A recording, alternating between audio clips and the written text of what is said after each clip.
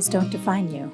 How you tell them will. Hi, I'm Sarah Elkins, your host and chief story maker of Elkins Consulting. We share stories for many reasons, to persuade, to entertain, to connect. What we sometimes forget is the impact of the stories we tell ourselves. Whether you're sharing personal stories or business stories, how you share them makes a difference in how you remember them and in how you're perceived by the people you're interacting with.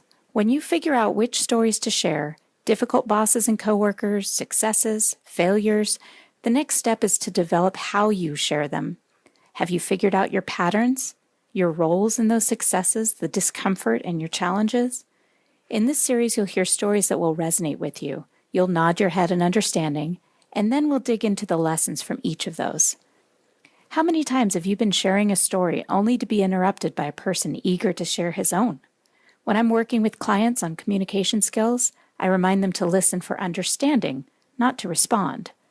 But during this podcast, I'm asking you to listen and consider your own related stories, to listen and consider which stories in your life might have impacted you in a similar way. Why do we believe lyrics? It's the little things, not expectation, that make life worth living, worth living. Those were the lyrics I was hearing in my head over and over again as I processed the previous 2 weeks of drama that had happened in our home. Drama involving our oldest son.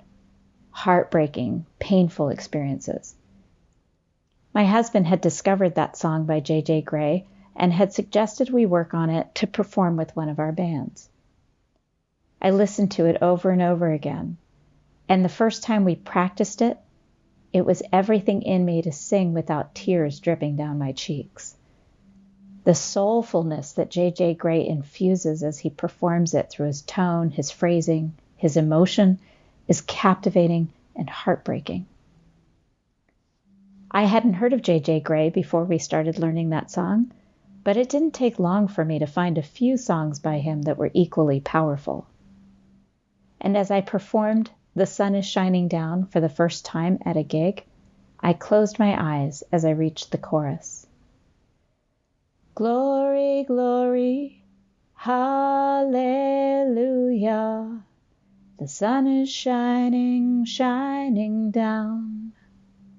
Glory, glory, hallelujah. I'm alive and I'm feeling fine. I opened my eyes again, and the restaurant had become very quiet. Many of the conversations had stopped momentarily, and I noticed that the hostess and a server were standing at the edge of the dining room listening. For the first time that evening, I had the attention of the busy customers and staff. Finishing the song, I could see from the expressions that the song had hit its mark. Later that evening, as I was visiting with another musician who had come to support us, she asked me about the song. I could tell it was really meaningful to you, Sarah. Who wrote that one? I couldn't stop thinking about the response of the audience to that song as I tried to go to sleep that night. It struck me how powerful lyrics can be, and I started to wonder what it is about songs, lyrics, poems, and other forms of art that reach into your heart and soul and grip them in fierce joy and devastating sorrow. What is it about music and lyrics that make us believe them? Why is it that we believe that there's truth in them without any knowledge of the songwriter's credentials? Is he a psychoanalyst? How does she know? Is she a psychiatrist?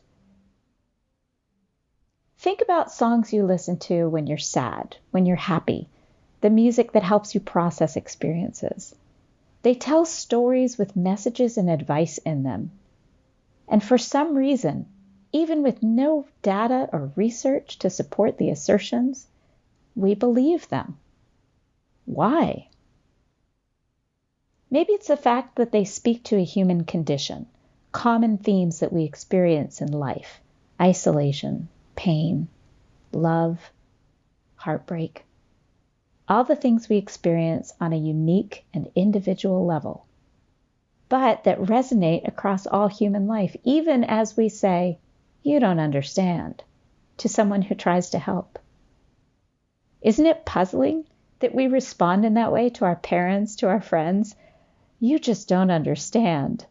But then we listen to a song written by a total stranger and find great comfort that he or she understands, even when the lyrics have nothing in common with our actual individual experience. My friend Trent Selbrade doesn't believe in empathy, and I can understand why. He says that when we say, "I know how you feel," we're shifting the conversation and making it about ourselves. How can we possibly know how someone else feels if we can't hear the internal voice that's screaming at them?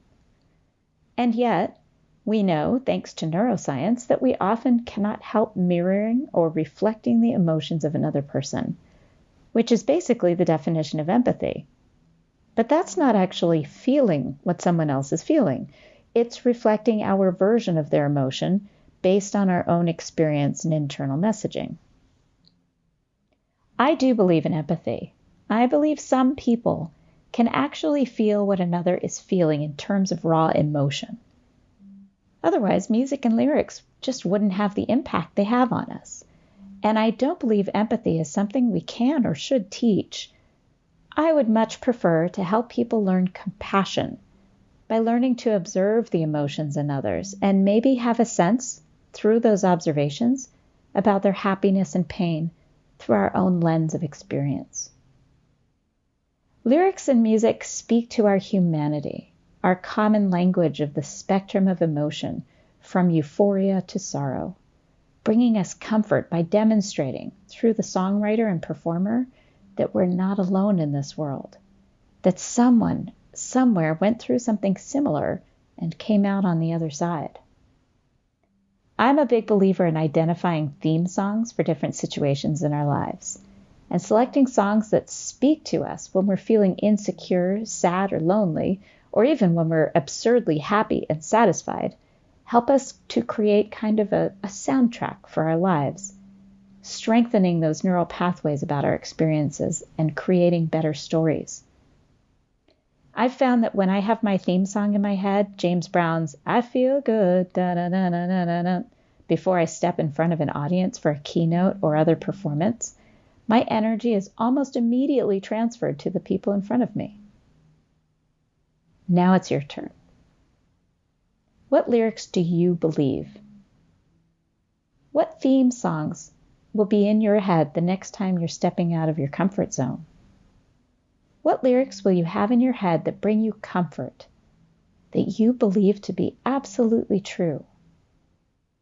To know you're not alone as you step into the spotlight. Thank you for listening to Your Stories Don't Define You, How You Share Them Will.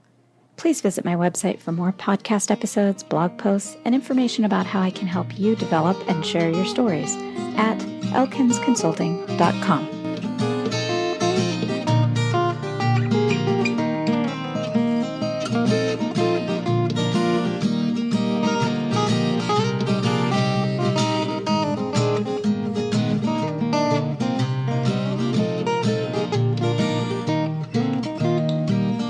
Listen to me, honey, while I say, how could you tell me that you're going away? Don't say